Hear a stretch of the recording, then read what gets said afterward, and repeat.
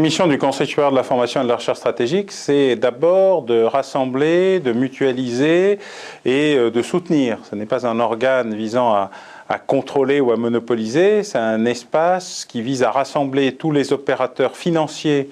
du secteur, à permettre aux universitaires et aux chercheurs de se retrouver et pas de rester isolés avec des budgets misérables dans des espaces qui ne communiqueraient pas les uns avec les autres. Et c'est permettre à l'État et aux grandes entreprises qui disposent des moyens financiers de trouver des espaces de coopération volontaire afin de permettre de sortir de cette curiosité qui voudrait qu'on commande 10 fois la même étude pour pas cher à des étudiants de 3e cycle désœuvrés ayant comme seul horizon Wikipédia, alors que nous proposons de mutualiser une seule et unique recherche, cette fois bien payée, dans des conditions raisonnables, afin de donner du plus de la qualité aux choses. Donc voilà les missions du Conseil supérieur, qui s'est déjà réuni à de nombreuses reprises depuis le 1er janvier et qui lancera ses opérations de financement à partir de fin juin, pour beaucoup avec des appels d'offres blancs. Non seulement nous cherchons à avoir plus de précision sur des choses que nous connaissons déjà, mais nous cherchons aussi à savoir ce que nous ne connaissons pas. Quelles sont des idées qui existent chez les étudiants, chez les chercheurs, chez les enseignants, chez les universitaires, chez les experts, qui pourraient avoir un intérêt, alors même que pour nous ce serait invisible, parce que le calibrage du radar est ainsi fait qu'au-dessus et en dessous, nous ne voyons pas grand-chose. En fait, nous avons pris un modèle qui, dans les années 80, a été formidablement intéressant, qui étaient les entretiens sciences et défense, qui permettaient aux universitaires et aux chercheurs, d'une part, et aux opérateurs,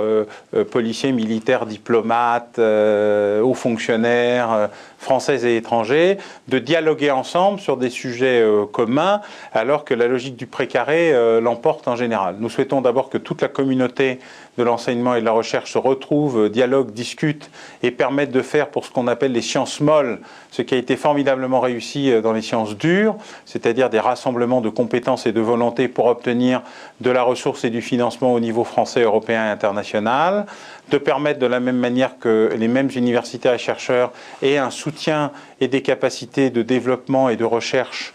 par les opérateurs privés, et de rassembler la maigre ressource de l'État pour en faire quelque chose d'utile parce que mutualisé plutôt que l'inverse. Et puis, c'est aussi nourrir le débat sur les menaces émergentes, ce que nous ne voyons pas encore arriver, ce qui est stratégique.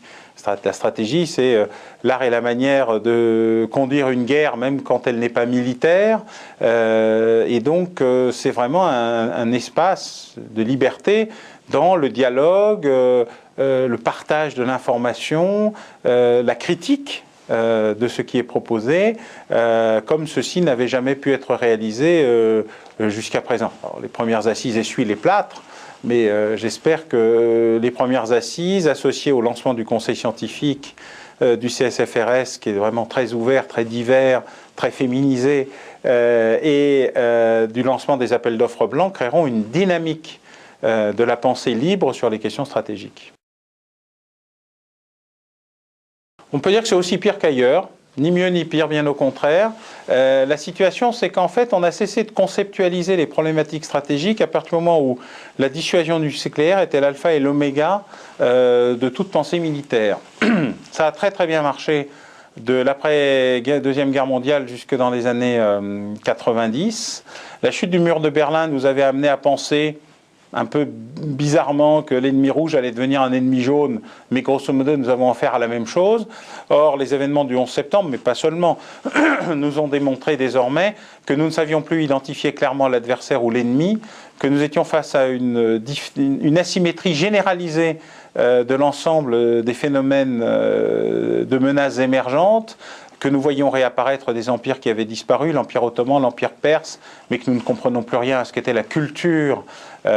précoloniale ou postcoloniale de ces grandes puissances. Nous avons une immense difficulté à comprendre ce que sont les tribus, les guérillas, ce qui est infra-étatique. Nous n'avons pas pu envoyer de bombes nucléaires sur les agresseurs du 11 septembre pour des raisons évidentes. c'est qu'il n'était pas un État en tant que tel, et ainsi de suite. La crise de la pensée stratégique au sens conceptuel est un phénomène généralisé. Il touche autant la France que les États-Unis, l'Allemagne que l'Espagne, l'Italie que la Grande-Bretagne, le Japon que l'Australie, les pays riches que les pays pauvres. Il y a une seule espèce de stabilité, mais pour des raisons extrêmement enracinées dans leur histoire, qui est probablement la Chine, et encore la problématique des matières premières influe de manière importante sur l'évolution de ces concepts stratégiques. Nous avons absolument besoin de redéployer un outil qui permette de déceler, de voir, de prévoir, et pas seulement d'analyser et de décortiquer ce qui s'est déjà produit. Et en la matière, l'ensemble du dispositif Conseil supérieur de la recherche stratégique, assises, lancement d'appels d'offres blancs, redynamisation de la recherche universitaire et scientifique, fait partie de cette volonté de créer les conditions d'un retour à une véritable pensée stratégique. Aujourd'hui, depuis Gallois, Poirier, Aron, un peu le général Desportes, il y a un vide de la pensée stratégique qui est très important. Alors, la situation ne s'est pas dégradée depuis notre rapport, elle ne s'est pas structurellement améliorée. Par contre, la compréhension de ce que nous faisons, l'intérêt sur ce qui est mis en place, la volonté d'y participer, etc., sont des éléments qui pèsent positivement aujourd'hui, mais on ne peut pas encore en mesurer les effets. Sortir du splendide isolement, des merveilleuses divas qui pensent savoir tout et se restent